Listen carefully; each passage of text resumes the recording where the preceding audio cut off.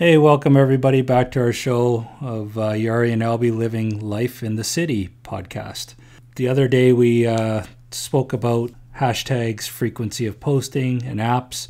Today we're going to be talking about stories on Instagram, how to gain your followers, and who not to follow on Instagram. For stories, let's start with Yuri and let him speak a little bit about it. He uses it a lot more than I do, so let's hear what you have to say.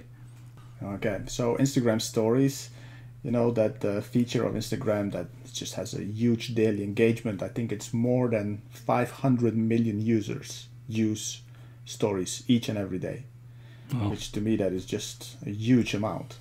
And as a business, that's amazing news. Why wouldn't you use stories to reach, all those potential followers and future clients, right? Yeah, it makes sense because then you can advertise stuff on there too. People just love to see behind the scenes.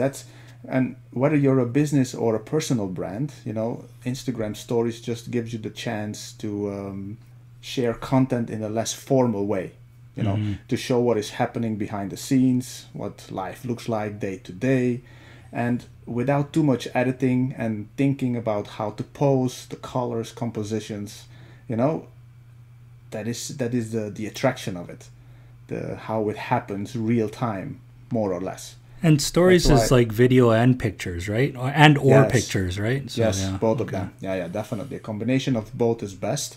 Short videos, it's a little bit the TikTok generation. It just works. Quick, short content, video content, pictures.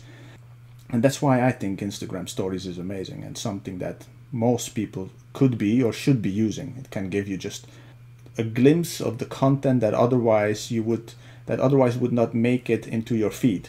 Because how we take pictures as well, we're kind of perfectionists.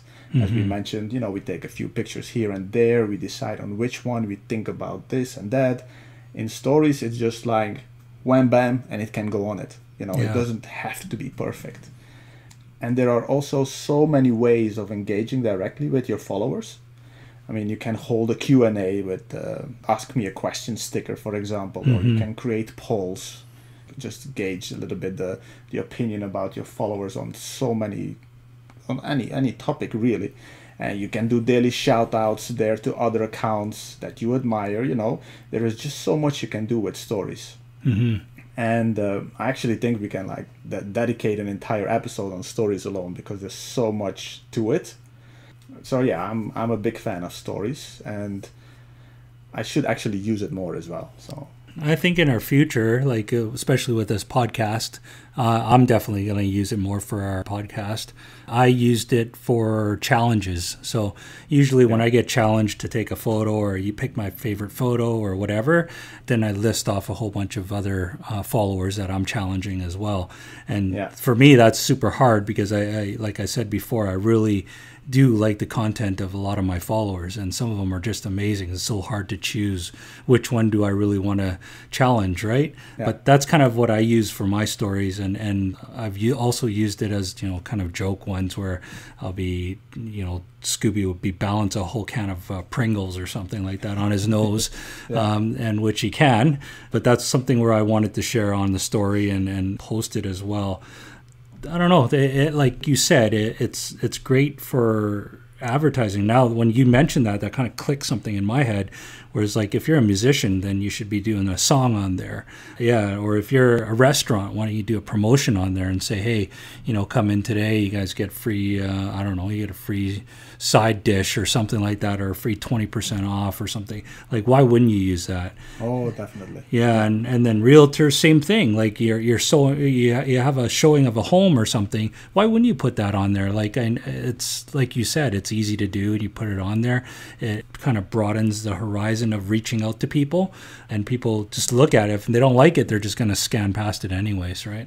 Yeah, but people are really interested in knowing what happens behind the scenes, like the musician example you give. Yeah, on their feed you would see the music, the song they composed, but on the stories you would put just snippets of the day when you were writing the music, or you were trying out on the piano, or for restaurants, instead of seeing the dish nicely edited and put in place, Yeah. On stories you can see how the chef is really Hectic in the background even, right? Backgrounds from waiters, the restaurant, the kitchen, how it's happening, mainly in restaurants. We all go to restaurants now, maybe less, but pre-COVID, and even then we were thinking, how is the kitchen? Is it clean?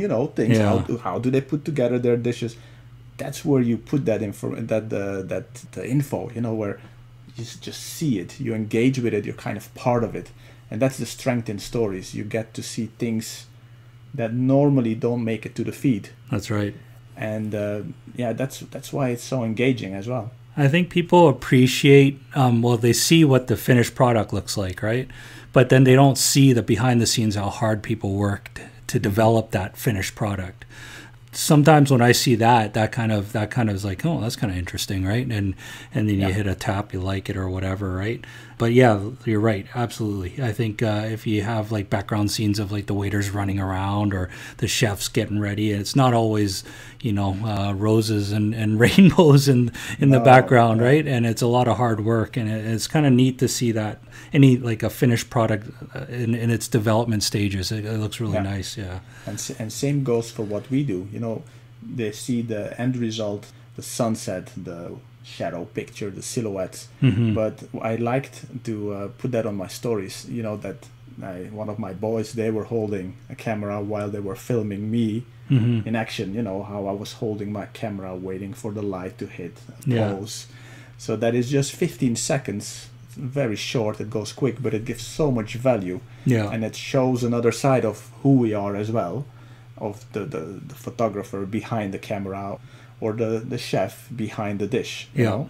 So that's where it really comes to play, stories. And that's why stories. it's called stories. Exactly. You're basically building a picture or building your video as a story, and you want to tell that story to people. It's a great way to connect with people anyways. I agree. Yeah. So let's talk about how to gain followers. Why don't we start with you again? So how to gain followers. There are plenty of ways to approach that, right?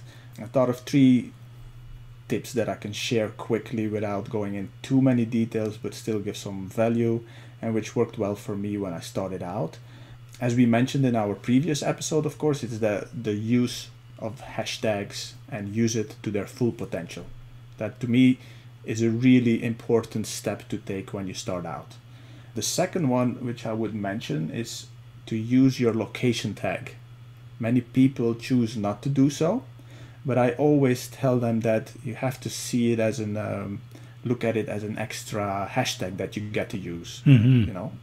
So why wouldn't you share your location? I mean, you don't have to be specific. You don't have to be, I'm in this street at this restaurant. You can just, the general surroundings should work well for you. Yeah. Because even those location tags, they can really gain you a lot of engagement.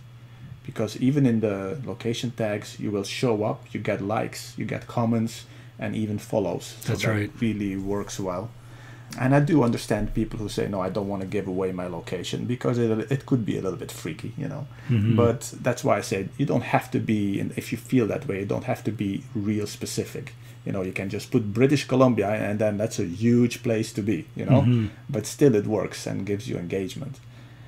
Also very effective, perhaps one of the most effective and important ways, is to follow those people who like pictures of competing accounts. In other words, accounts that post similar content as you do. And because chances that those people will also love your content as it's similar. People who love sunsets, if I find those, they will love my sunsets as well, hopefully. So they will give you a like, a comment, and perhaps eventually hit that follow button, which that's why we do a lot of the work to increase the engagement and the following. So I think those are my first 3 tips that I can give. What was your approach in the beginning when you started out? I think it's a template of yours. So it kind of does the same thing. Like, again, use your hashtags wisely. Don't keep using the hashtags over and over again. Due to algorithms in the Instagram, you want to change it up. You want to throw a few out, throw a different few back in, but it's got to be relevant to what you're putting on. Again, like Yuri said, the location is huge. I don't know how many times when at the beginning when I didn't put my location on and people were like, where is that? Like, why didn't you put down where it is? And I'm like thinking, oh, you're right. Why didn't I put that down? Of course, there's places where you kind of want to keep like a couple of my hikes, and I know fellow Instagrammers as well.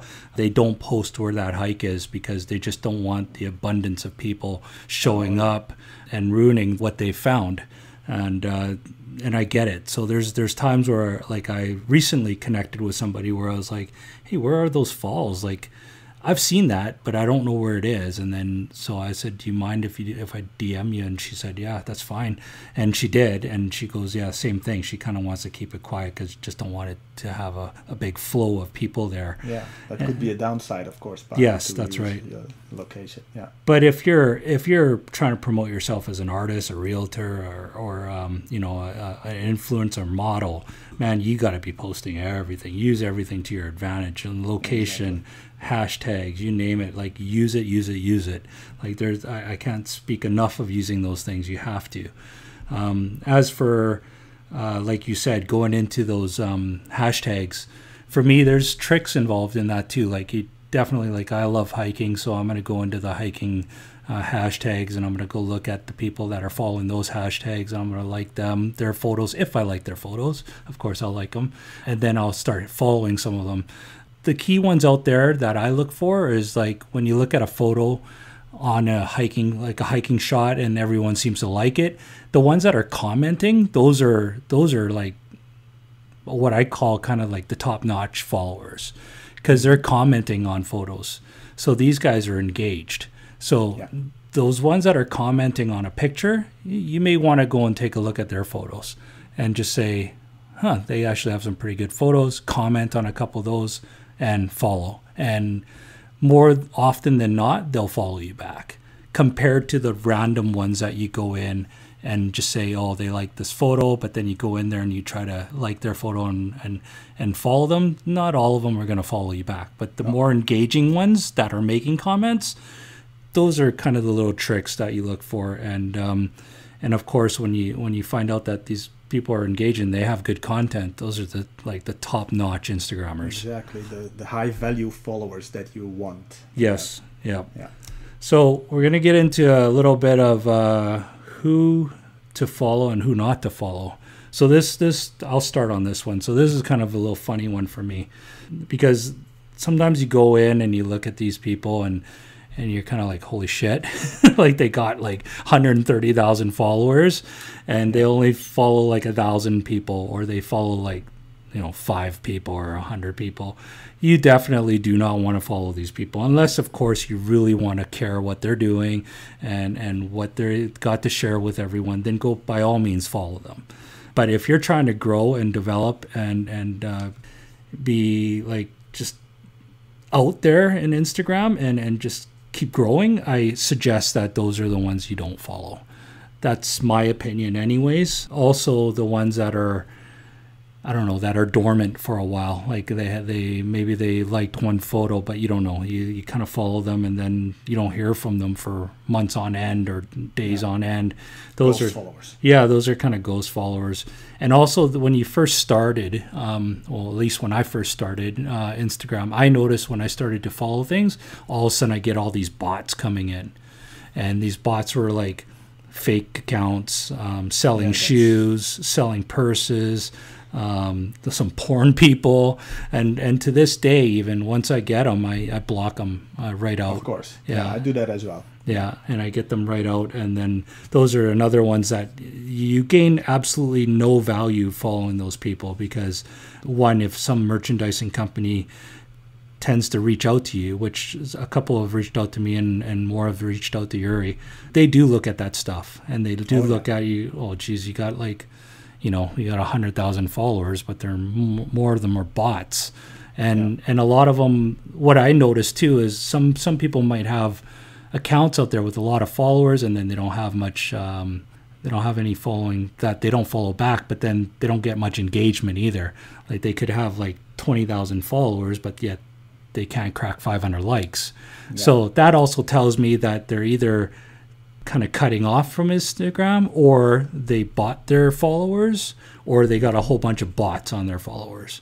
So that's my tip. My tip is only follow the ones that when you see them, you see their following and followers are pretty much aligned with each other. So that means they're kind of going back and forth.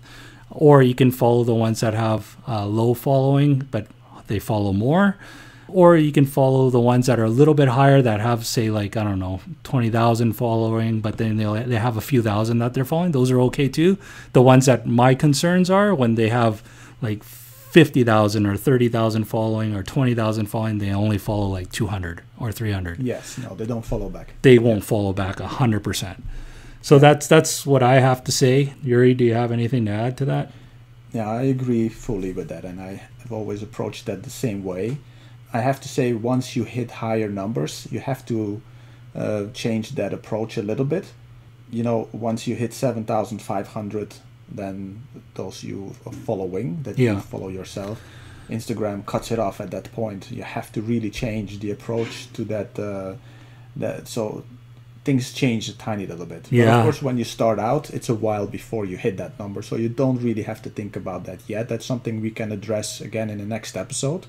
For those who are a few thousand followers ahead and who reach that 7,500, because then you have to sometimes make decisions like, who do I keep on following? As you said, the ghost followers, those are the ones that you cut quickly. Yes. Anybody with 0 followers or 0 posts, no profile picture, for example. That's something that I always did as well in the beginning. Yeah. I never followed people with no profile picture.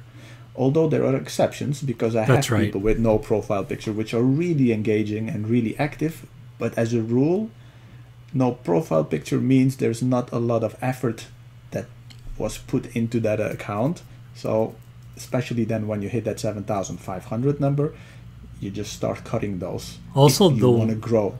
Also, for me, the one more thing that I can add is the ones that have 0 posts. Yeah. Like that, for me, that's kind of a turn off as well. Yeah, that's a cut as well. Yeah. I mean, in my book, no posts, then why would I follow you? You know, I don't follow to chat with you. Yeah. That's not why Instagram, that's not why it's there. Although I have to say, I see, of course, young people, they don't post on Instagram and they really use it as a DM service, like in classrooms or in schools, which is fine. But for us, who really focus on content, if you have somebody who follows you with 0 posts, why would you bother? You know. Exactly. So that is definitely one to cut and to not follow, not to waste too much time on that. Yeah, 100%. So I think if you're trying to promote yourself, use the stories, use the hashtags, change your handle name, right, and get a more appealing photo. Make your account public. Your posting has to be daily. Get an app. So these are kind of all the things we've already kind of talked about. So now we're like teaching you how to gain followers and who not to follow. So that's still the very high level of things. We're definitely going to go into more. In the next episode, we're going to talk about how we shoot our photos. So and then we're going to critique each other on our photos as well. So we'll give you guys a little bit of our tips on how we shoot our photos, how we felt that day or whatever. But that's our next episode. Is there anything to add? I'm looking forward to the next episode. Yeah. It will be an interesting one. Exactly. All right. Thank you for listening. And this is our episode. And again, we hope you have a great night. See you next week. See ya.